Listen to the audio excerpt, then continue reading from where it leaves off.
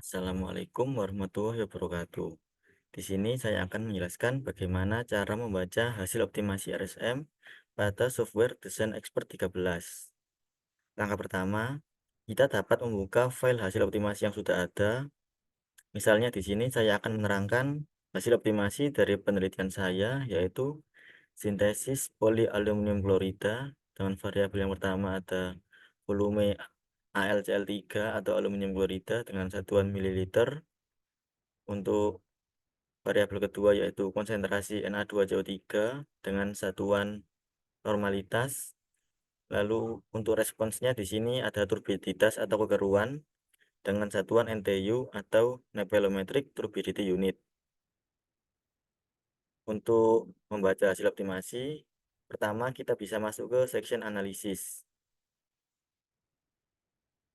Pada bagian fit summary, kita dapat mengetahui model persamaan yang direkomendasikan oleh software. Misalnya pada penelitian ini, model kuadratik adalah model persamaan yang direkomendasikan. Hal ini didasarkan pada pertimbangan nilai p-value dan juga R kuadrat, di mana nilai dari adjusted R kuadrat dan predicted R kuadrat paling tidak harus lebih besar dari 0,8 dan selisih dari adjusted R kuadrat dan predicted R kuadrat ini paling tidak kurang dari 0,2. Selain itu, pertimbangan lain pada nilai p-value, yaitu nilai p-value harus berada di bawah 0,05. Hal ini menjelaskan kenapa persamaan kubik tidak direkomendasikan, karena nilai p-value-nya berada di atas 0,05. Selanjutnya pada section model, di sini kita dapat mengetahui term atau bagian-bagian yang akan diikutkan pada model persamaan kuadratik yang telah dipilih tadi. Di sini, term yang dipilih ditandai dengan huruf M berwarna hijau. Selanjutnya pada section ANOVA. Di sini menjelaskan tentang analisis of variance dari model persamaan kuadratik yang telah direkomendasikan tadi. Di sini diketahui nilai sum of square, degree of freedom, mean square, f-value, dan p-value.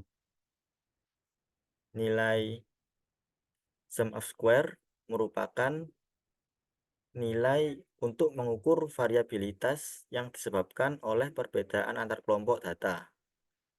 Nilai DF atau degree of freedom merupakan nilai bebas yang tersedia untuk dihitung. Lalu ada nilai mean square merupakan variabilitas yang diperoleh dengan cara membagi sum of square dengan degree of freedom. Lalu ada nilai f-value dan p-value, yaitu nilai yang digunakan untuk mengukur signifikasi model pada analisa statistik. Artinya dengan nilai p-value ini, kita dapat mengetahui apakah variabel yang kita gunakan memiliki pengaruh yang signifikan terhadap perubahan nilai dari respons. Di sini juga dapat diketahui persamaan aktual dari model kuadratik yang dipilih.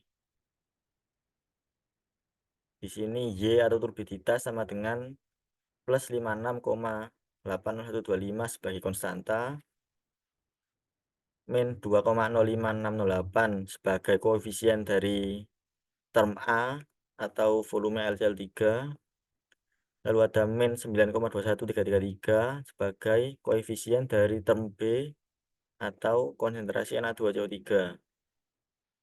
Selanjutnya ada plus 0,09425 sebagai koefisien dari term C atau A dikali B, volume AlCl3 dikali konsentrasi Na2CO3. Lalu ada plus 0,02 sebagai koefisien dari term keempat, yaitu A kuadrat atau volume AlCl3 kuadrat. Selanjutnya ada plus 0,555875 sebagai koefisien dari term ke-5, yaitu B kuadrat atau konsentrasi Na2CO3 kuadrat. Selanjutnya pada analisa model grafik, di sini terdapat dua jenis grafik, yaitu kontur dan juga 3D surface. Grafik kontur merupakan grafik sebagai representasi dua dimensi dari permukaan respons. Sedangkan grafik 3D Surface merupakan grafik sebagai representasi tiga dimensi dari permukaan respons. Pada kedua grafik ini terdapat kombinasi warna, yakni semakin berwarna merah maka nilai responsnya akan semakin tinggi, sedangkan semakin berwarna biru nilai respons akan semakin rendah. Selanjutnya kita masuk pada bagian optimization. Pada bagian optimization kita dapat melihat solution atau hasil yang disarankan oleh software. Untuk kriteria dari hasil dapat disesuaikan tergantung bagaimana hasil yang kita inginkan. Misalnya di sini saya ingin memilih hasil respon turbiditas agar sekecil mungkin, maka kita pilih bagian minimize. Lanjut pada bagian solution.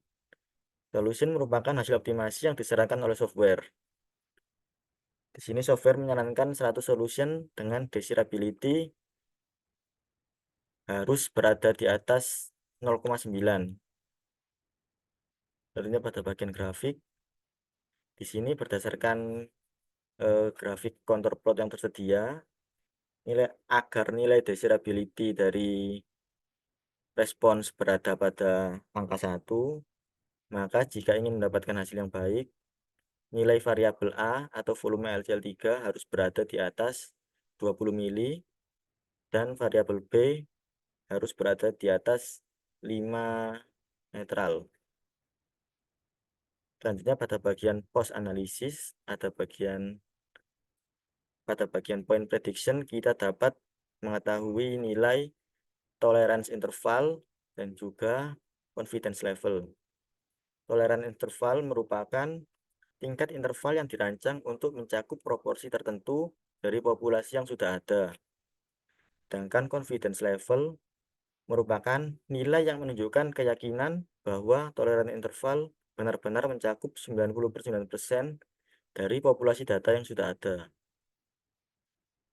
Lalu pada bagian confirmation, kita dapat mengetahui nilai prediction interval.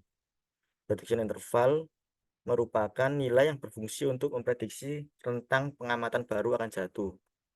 Artinya, pada pengamatan baru, berdasarkan hasil optimasi ini, nilai respons turbiditas paling tidak berada pada angka min 0,01 dan tidak melebihi dari angka 6,3235.